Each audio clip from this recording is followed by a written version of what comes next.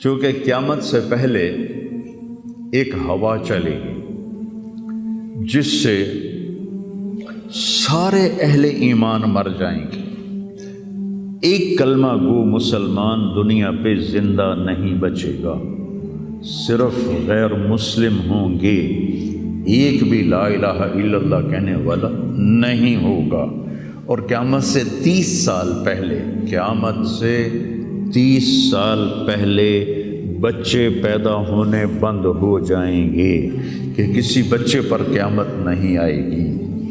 یوم تذہل کل مرضعۃ عما ارضعت، وہ ہولناکی بتانے کے لیے تشبیہ ہے، وہ یہ نہیں کہ ایسا ہو رہا ہوگا، کیونکہ بچہ تو کافر کا بھی ہو وہ معصوم ہے، مسلمان کا بھی ہو تو وہ معصوم ہے، اس لیے آپ نے کہا کہ سارے جو نابالغ مرتے ہیں وہ جس مذہب کے بھی ہیں سب جنت میں جائیں گے، چونکہ ان پر تو بھی شریعت لاگو ہی نہیں ہوئی ہے، اور سارے بچے حضرت ابراہیم علیہ السلام کے پاس چلے جاتے ہیں۔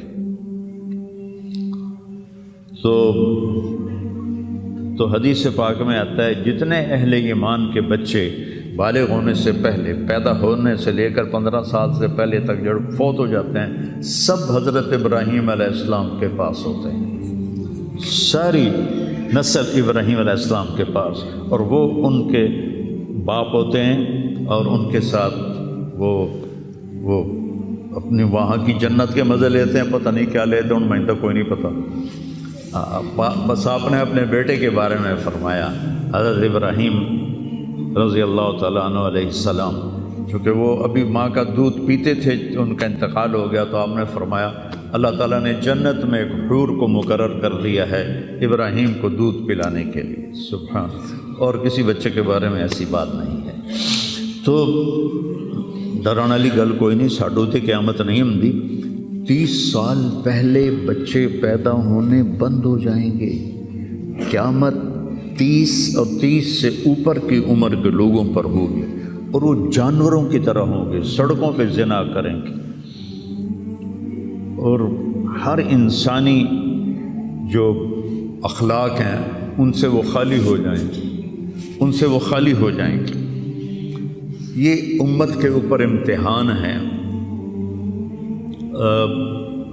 ہمارا ایک ساتھی ہے وہاں کینیڈا میں، اس سے مجھے خواب سنایا کہ میں نے دیکھا کہ غزہ کے جتنے شہداء کے بچے ہیں وہ آسمان پہ تیر رہے ہیں، اور اللہ کے نبی ہر آنے والے کا استقبال فرما رہے ہیں۔ تو ہمیں دیکھنے میں تو بڑا ظلم نظر ہے، ظلم ہے بھی صحیح، لیکن ہماری تو موج ہے، تو ساری جنت میں گئے، جتنے بڑے شہید ہوئے وہ بھی جنتی، عورتیں شہید ہوئیں وہ بھی جنتی، مرد شہید ہوئے وہ بھی جنتی، اور بچوں کا تو میں نے کینیڈا میں ایک نوجوان خواب دیکھ رہا ہے، راونڈ کا پڑھا ہوا ہے، عالم ہے، کہ میں نے خواب دیکھا کہ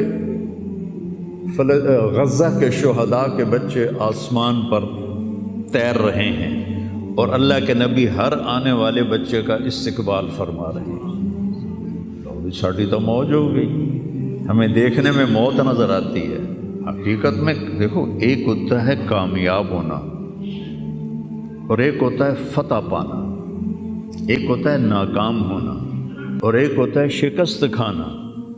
یہ دو الگ چیزیں ہیں، کامیابی الگ چیز ہے، فتح الگ چیز ہے، ناکامی الگ چیز ہے، شکست الگ چیز ہے۔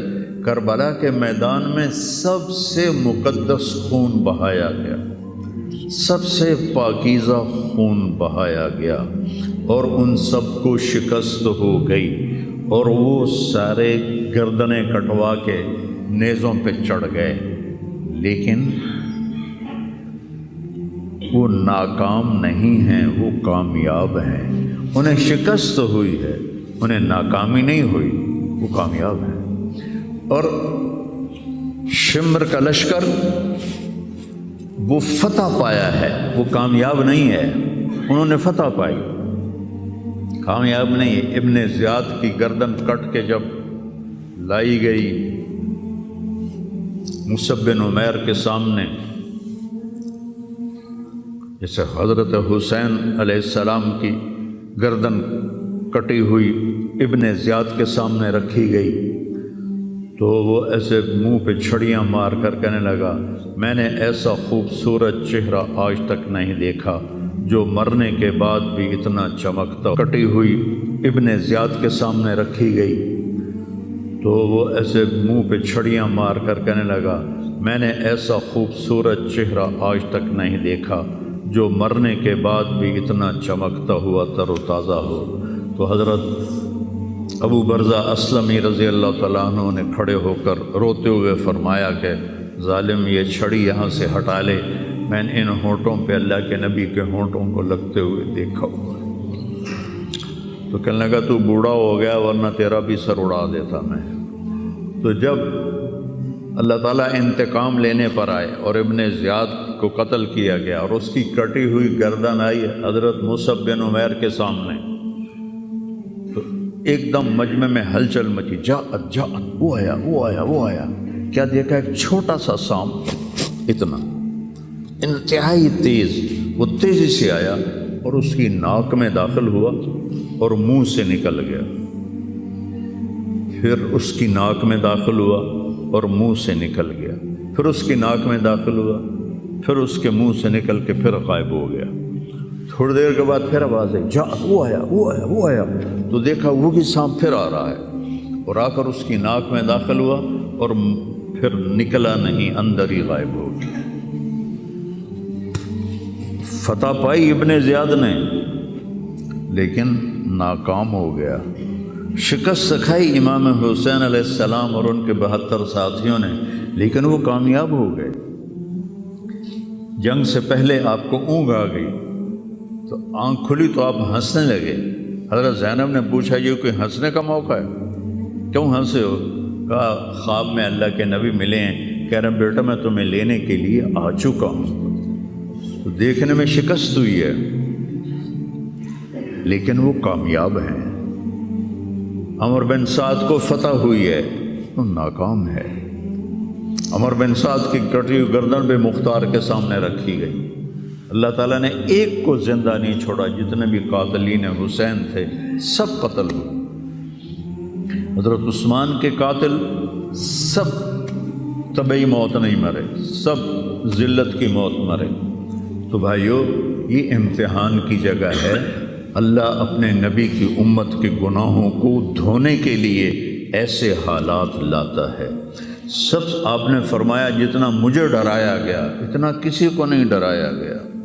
تو میں بتا رہا تھا ارض فلسطین یہ دوسری مسجد جو زمین پہ بنی 40 سال کے بعد، وہ مسجد اقصی ہے۔ 4000 نبیوں کے باپ اور میرے نبی کے دادا ابراہیم علیہ السلام اس سرزمین میں تشریف لائے، وہیں آرام فرما رہے ہیں۔ اسحاق علیہ السلام، یعقوب علیہ السلام، داؤد علیہ السلام، سلیمان علیہ السلام، یحییٰ علیہ السلام، زکریا علیہ السلام، یہ وہ نبی ہیں جن کا قرآن میں ذکر ہے۔ اس کے علاوہ بھی سینکڑوں نبی ہیں جن کے نام نہ تاریخ میں ہیں نہ قرآن میں ہیں، جو اس سرزمین کے اندر ہیں۔ یہ محشر کی سرزمین ہے، یہ نبیوں کی سرزمین ہے۔ میرے نبی نے فرمایا ارض المنشر والمحشر، یہ محشر کی سرزمین ہے اور دوبارہ زمین سے باہر نکلنے کی سرزمین ہے۔ اور پہلا بڑا معرکہ روم اور صحابہ کے درمیان ہوا تھا فلسطین میں، اجنادین کے مقام پر جو آج رملہ کہلاتا ہے۔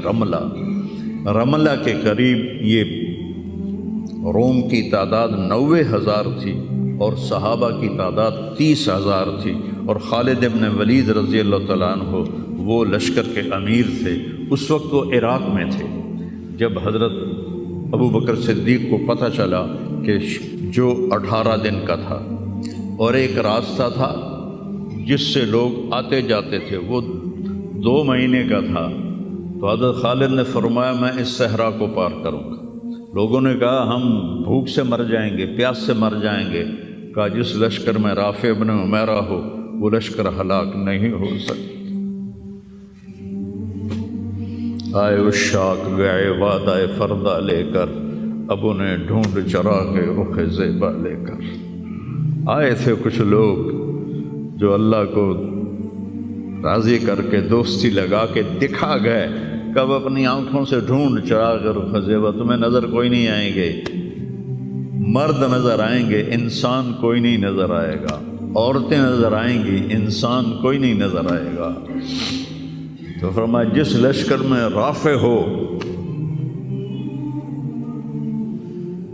وہ لشکر ہلاک نہیں ہو سکتا۔ انہیں فرمایا ہمارے پاس پانی کا بڑا ذخیرہ ہے، ہم ہلاک نہیں ہوں گے، نہیں، ہمارے پاس رافع ہے، اور وہ شخص ہے جو کہے گا اللہ کرے گا۔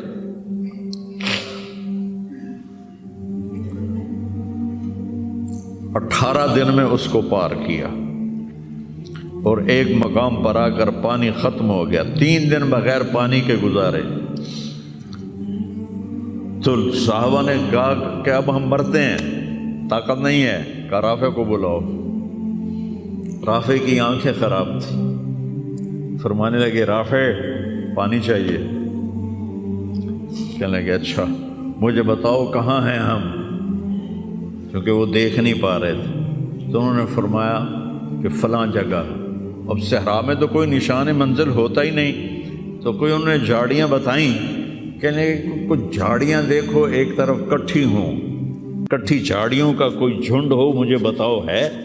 انہوں نے کہا ہاں وہ نظر آ رہا ہے، کہ مجھے وہاں لے چلو۔ وہاں لے گئے، ایک جگہ اشارہ کیا کہ یہاں سے زمین کھودو، زمین کھودی تو پانی کا چشمہ نکل کے باہر آ گیا۔ کبھی ہم بھی تم میں بھی چاہت تھی، کبھی ہم بھی تم میں بھی راہ تھی، کبھی ہم بھی تم بھی تھے آشنا، تمہیں یاد ہو کہ نہ یاد ہو۔ اللہ نے تو بے وفائی کی نہیں، ہم نے بے وفائی کی۔ اس کی مدد جو رکی ہوئی، یہ بھی اس کی مدد ہے۔ ہمارا شہید جنت میں جا رہا ہے، اگر زندہ ہے، زخمی ہے، بھوکا ہے، گناہ معاف ہو رہے ہیں۔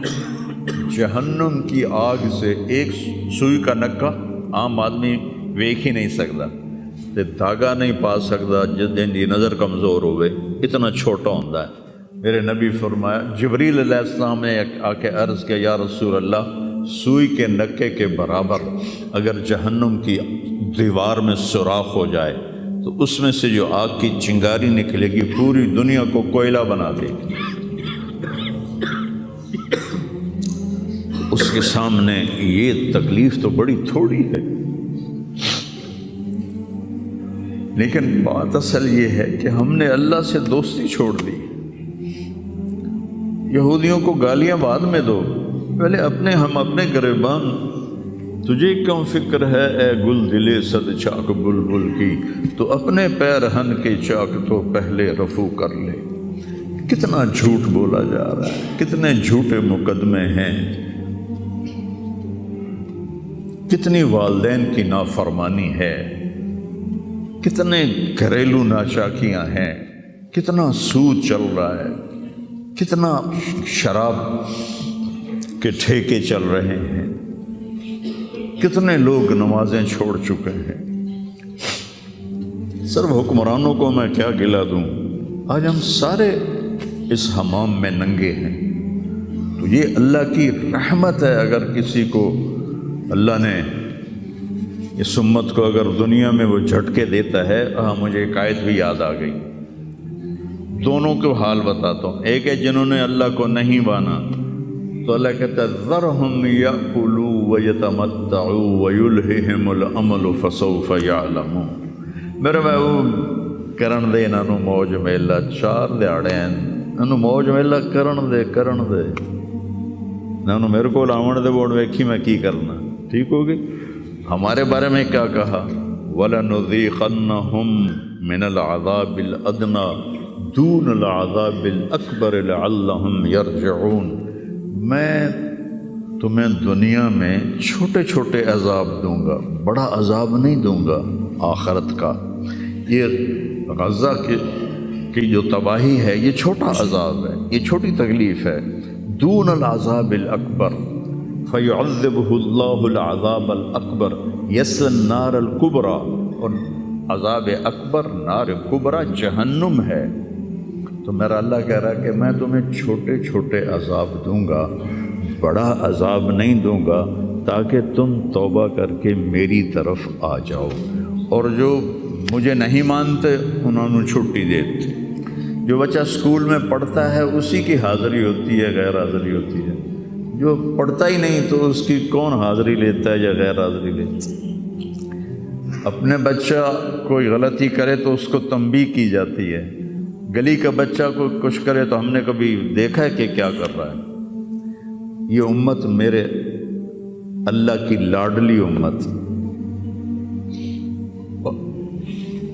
اس وجہ سے نہیں کہ ایسے کوئی بڑے حاجی پارسا ہیں، اپنے حبیب کی وجہ سے، اپنے محبوب کی وجہ سے یہ امت اللہ کی لاڈلی امت ہے۔ اللہ ہمیں بھی بندر خنزیر بنا سکتا ہے، ہمیں کیوں چھوڑا ہوا ہے؟ تو گنبد والے کے لیے درود پڑھو،